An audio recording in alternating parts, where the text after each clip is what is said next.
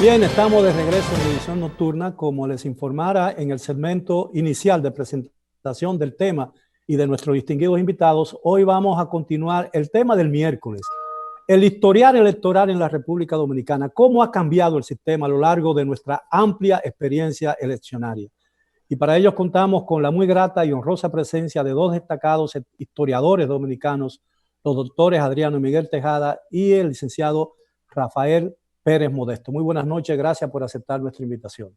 Buenas noches a todos.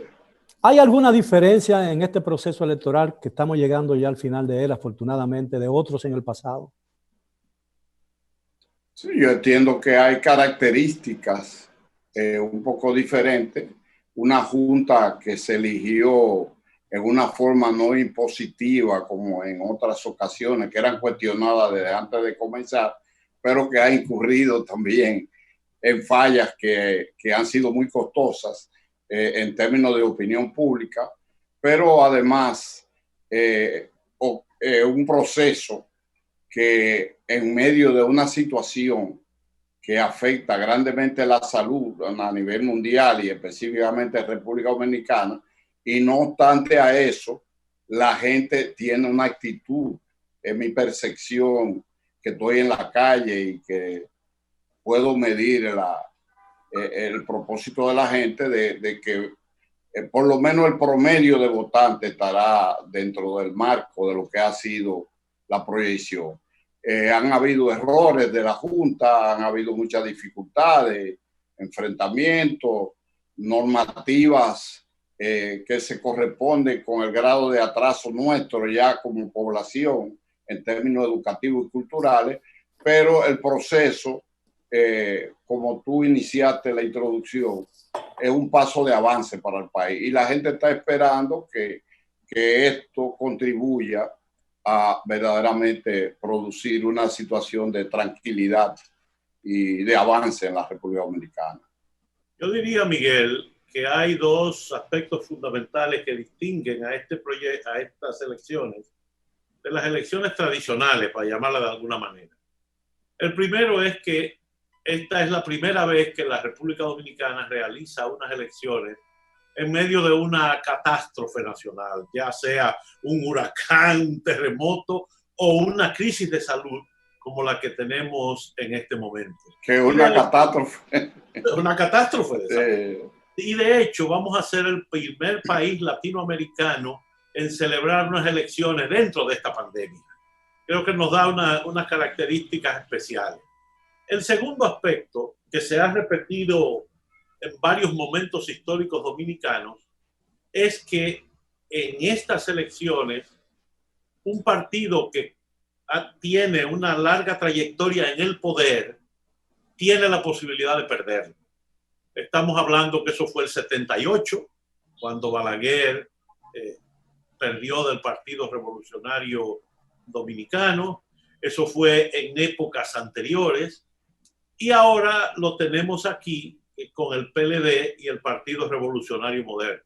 No vamos a hablar de resultados, no tenemos bolas mágicas, sino simplemente que esa característica de que un partido en el gobierno por muchos años pueda perder el poder, le pone ciertos aspectos al proceso de mayor virulencia, de mayor rivalidad, de mayor peligro, de mayor amenaza para mucha gente que depende del gobierno por sus empleos, por sus tarjetas de ayuda social y por otras razones que hacen este proceso un poquito más ruidoso y más con más posibilidades de violencia que unos procesos anteriores.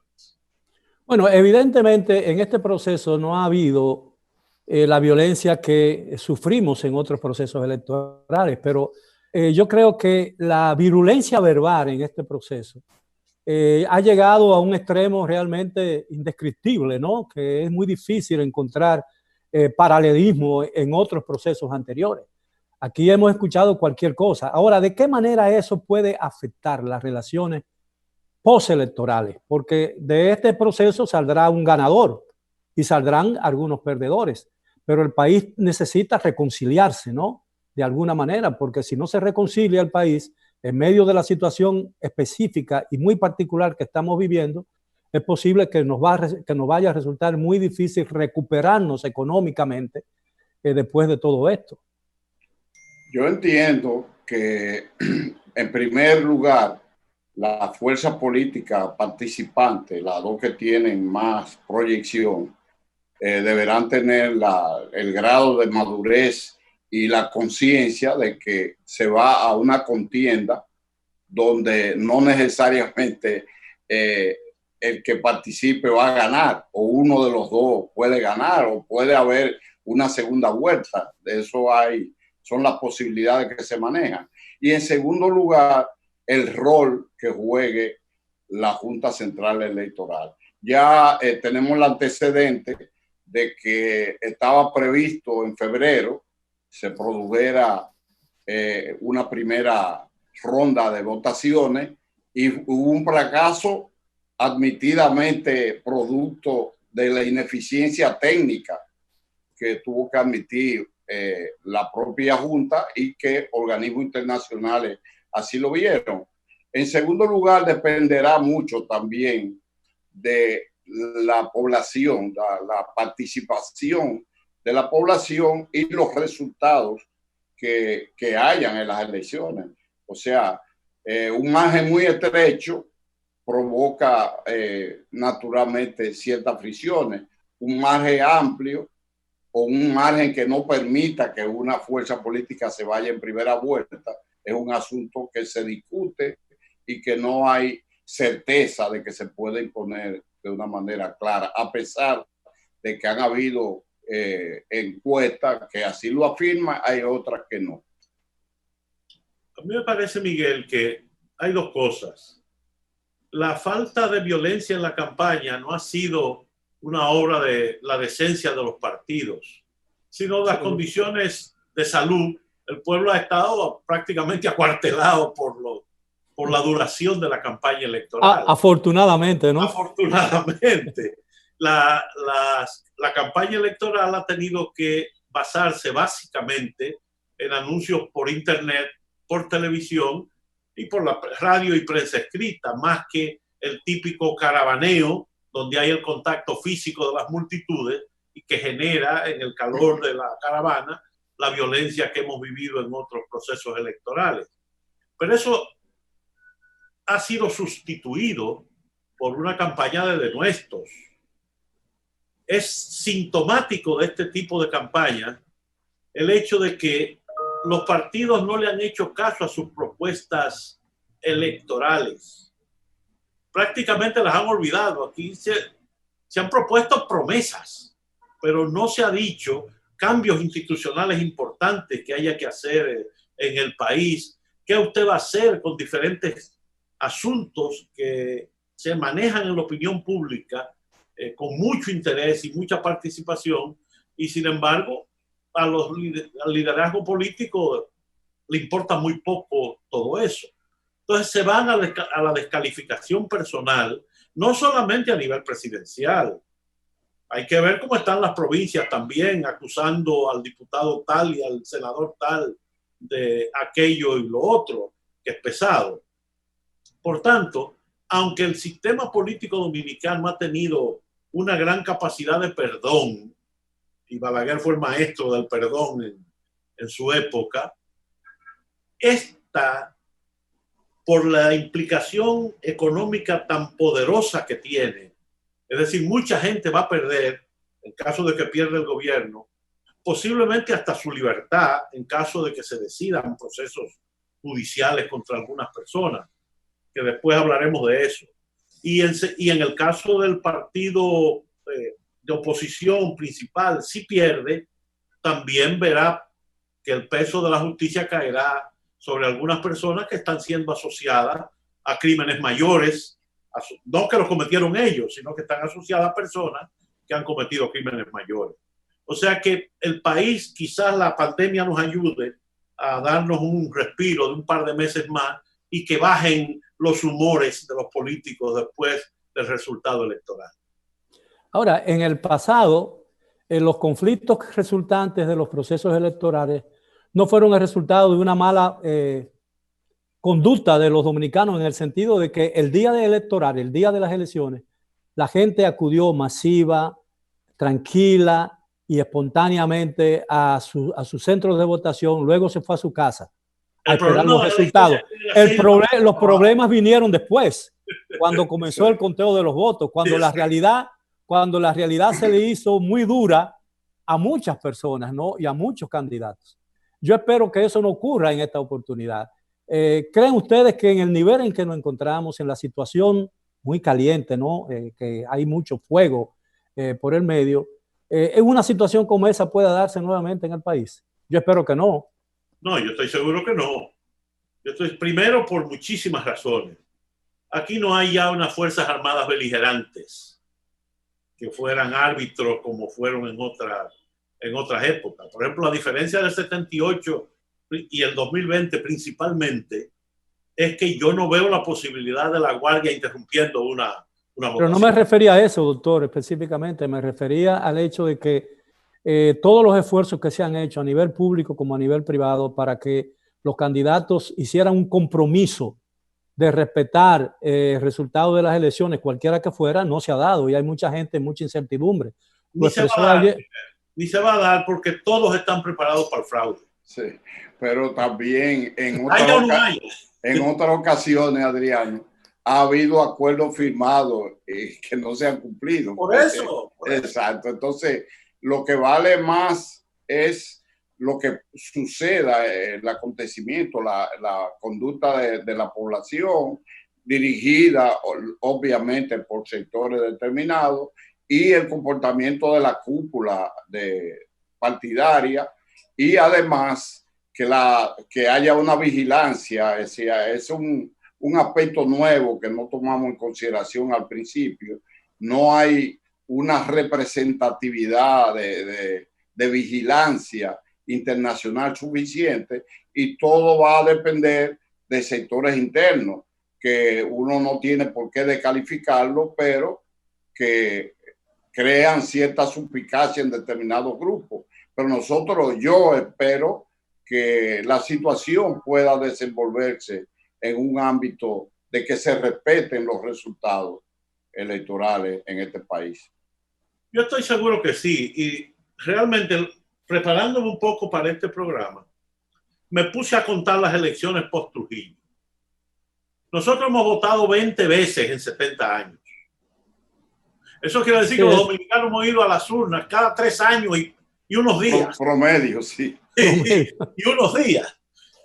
Y como que no hemos aprendido la lección, porque a ninguno se nos ha salido de la cabeza el síndrome del fraude. Sí, ¿cuántas veces se ha modificado la ley electoral dominicana en este periodo? Siempre para agregarle un candado más, candado que tampoco convence al liderazgo político de que sirve para nada, porque el síndrome sigue igualito, dudando de, seguro que me van a hacer trampa. El gobierno siempre usa los recursos del Estado, yo siempre uso dinero que no debo usar, etcétera. Pero o amenaza de desconocer si las cosas no se dan. O de no reconocer nada. Sí. O de no reconocer nada. Exacto. Pero en estas elecciones va a haber un elemento muy interesante. Al no haber arrastre en el lado congresional, es decir, ya el senador no arrastra a los diputados o viceversa, va a ser muy cuesta arriba para un candidato político presidencial, por ejemplo, alegar un fraude en la candidatura presidencial cuando a él le fue bien en la senaduría o le fue bien con los diputados. Si hubo fraude, hubo fraude. No puede ser que nada más grite fraude donde me perjudica y no donde me beneficia. Bueno, eso pasó en el 94, que el único a quien le recortaron el periodo fue a Balaguer. A pesar de que eran elecciones generales, se votaba en una sola boleta. Y solamente hubo fraude para lo presidencial. Esas son las cosas que ocurren en la República Dominicana. Pero que el ambiente prevaleciente en ese momento es que verdaderamente la población sabía y vio que el propio Balaguer reconoció que había una situación de tal magnitud a nivel nacional que verdaderamente...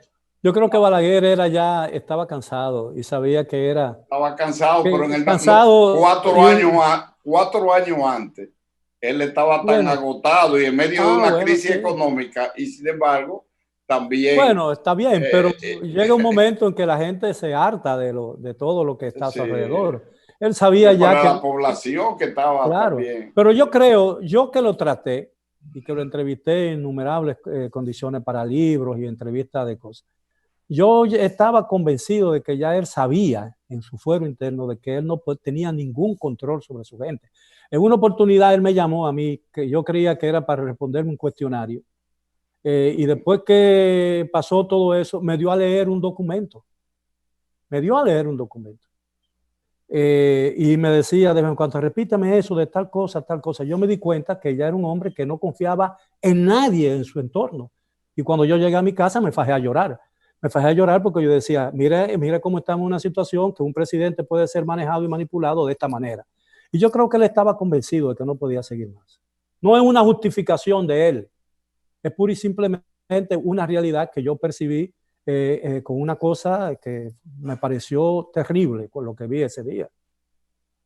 Pareció terrible, lo vi como un hombre indefenso, totalmente indefenso dentro de su inmenso poder. Y era una cosa que no quisiera nunca más que se repitiera en la República Dominicana. Que a veces dentro de la fuerza política hay núcleos que presionan a que el liderazgo de un presidente o de un líder actúe de determinada manera. O sea, Balaguer fue objeto de presiones de núcleos que se dieron en esas circunstancias para preservar el poder, pero además de eso, de llevarlo incluso en el año 2000 a ser un candidato cuando él lo demostraba francamente, no asistía, o cuando iba hablaba 1 o 2 minutos sobre temas que no tenían que ver con su era lamentable que un país pueda llegar a esos extremos, con todo lo grande que fue en algún momento como literato, como político, como académico y todo eso, pero era muy lamentable la manera en que terminó, porque realmente terminó, bueno, siguió siendo un referente en la vida nacional, porque como opositor jugó un papel tan importante en el final de su vida como lo jugó alguna vez como presidente de la República, pero yo espero que eso no se repita. Ahora, yo tengo una pregunta para finalizar este segmento. ¿Creen ustedes? Ayer, el miércoles, le preguntaba a Muquien y al doctor Edwin Espinal si este proceso, que cuáles eran los dos procesos o el proceso más calamitoso que ha tenido el país, proceso electoral, en sus años de vida democrática. Vamos a hablar de eso cuando regresemos después de la pausa, con el permiso de ustedes. A los amigos televidentes, continúen con nosotros, estaremos de vuelta dentro de un breve momento.